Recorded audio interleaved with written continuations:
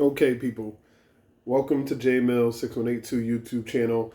This is my little segment on the Cowboys. I like to call it knockers on the bottom because in order to play football, you got to have some knockers on the bottom. What I want to do here is just discuss things like a normal fan would. So I'm going to keep it short and sweet because we're just starting training camp today. And I want to go into a little segment I call, not as bad. Things are always not as good or not as bad as they seem. This is kind of what that plays off of. So a lot of Cowboys fans are panicking this season, and they have every right to. But I want to share some things with you, specifically three things that are not as bad as what some of these people are making you think. One is the defensive line depth. Now, think about this. Everybody's been attacking the Cowboys' defensive line depth ever since free agency came and went, and the Cowboys didn't add any pieces, and they lost a few pieces. Dorrance Armstrong, Dante Fowler, Jonathan Hankins.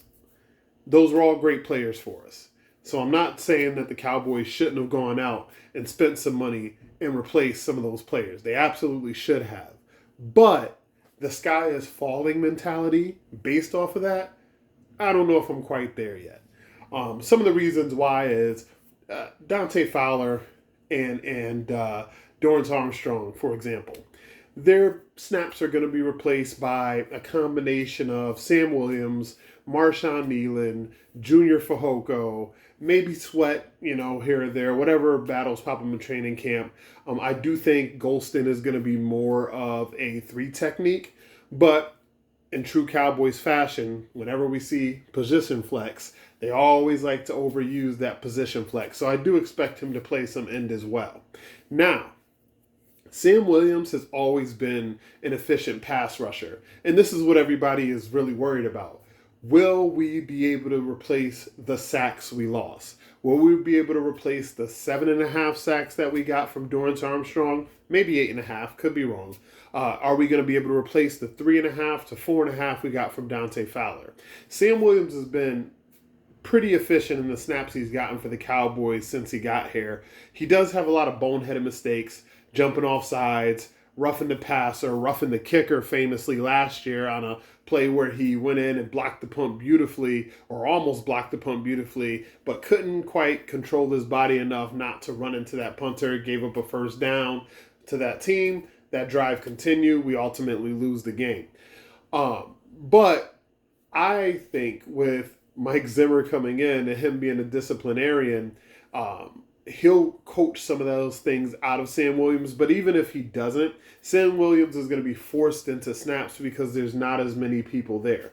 Now, as we saw with Tony Pollard, the more snaps you get doesn't necessarily mean the more efficient you're going to be.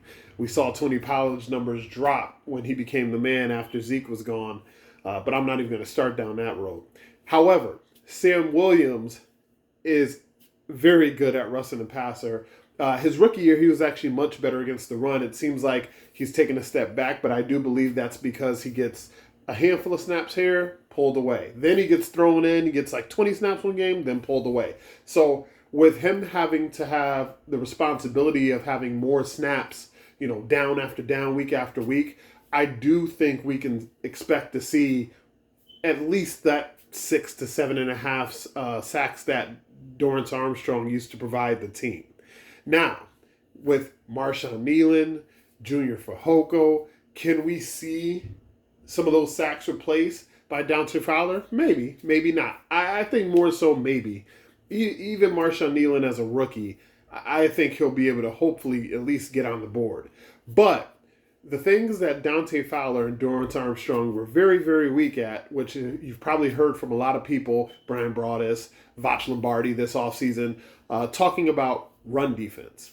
I do believe that with Sam Williams as your backup pass rusher and with Marshawn Nealon as one of your backup left and right end, I think he's more of a tank replacement. So I think he'll be more lined up on the strong side of the defense. And I do think Sam will be lined up more on the weak side of the defense. And with that, I think you'll see better run defense. So maybe the drop off in pass rushing numbers, maybe you don't get as many sacks, or maybe you don't get a high enough win percentage in pass rush situations. But then again, Sam Williams is going to provide your pass rush win rate. Marshawn Nealon is an unknown right now, but what we do know about him is that he is a plus run defender. So you're going to pick up some of those times where Dante Fowler was chasing a sack, and instead we ran the ball, or not we, but the other team ran the ball right in behind him. You're not necessarily going to get so many of those mistakes with some of those replacements. So not necessarily saying that might lead to the defense being much better in the pass rush, but it might be a little bit of a addition by subtraction. You subtract a couple of sacks, but you add some discipline in the pass rush in the run stuffing department, and now teams are not doing a Buffalo on you. Teams are not doing a 49er on you or doing a Green Bay. Let's not go there on you. One of the other things that I want to touch on as far as not as bad is the offensive line. Everybody, kind of got upset. Tyron Smith leaves and Tyler Biadasz is now gone. And, oh my God, Brock Hoffman might start. Chuma Doga might start. All those things might be true. Now, if we're talking about just this season, not going to lie to you, could be a disaster. But if we're talking about going forward, the Cowboys' future looks super, super bright with those guys. You got Cooper Beebe, who's either your guard of the future or your center of the future. I think your center of the future because I think TJ Bass can play guard in the future as well. Then you got Tyler Guyton, your left tackle of the future, whose size and athleticism doesn't come along so often, and the Cowboys have a long-standing tradition of getting the most out of their linemen, especially in the first round. So if we're talking about going down the road, man, the Cowboys look to have a very bright future on the offensive line, which is why I think the offensive line is going to improve much more than maybe people think. And like I said, it might not be this year. Be prepared to swallow that pill of 2024 not necessarily being as good of a year as some of the other years. But, going forward, you're going to have a strong, deep offensive line. And as we see, or as we've seen in the past with the Cowboys, and as we see around the league now actually currently, the great teams and the very good teams are the teams with the strong offensive line. So I wanted to touch on those two things. Now, the third thing, I know nobody likes to hear this. The third thing is actually Mike McCarthy, but it's specific to Mike McCarthy's offense. As we saw the first few games last year, it was sluggish. It was slow. It was painful to watch. The only solace that we all had as fans is that we were blowing teams out and the defense was putting up points. And, Brandon Arbery was a revelation as a kicker, so our offense didn't have to be that aggressive. But as we saw during the bye week, CD went in, said, throw me the damn ball, came out, all of a sudden, gangbusters. This year, you're going to have a chance to have that type of thing hitting the ground running. Brandon Cooks is not going to take 7 weeks to get involved in the offense. The Cowboys are going to sign CeeDee Lamb. Don't let them fool you.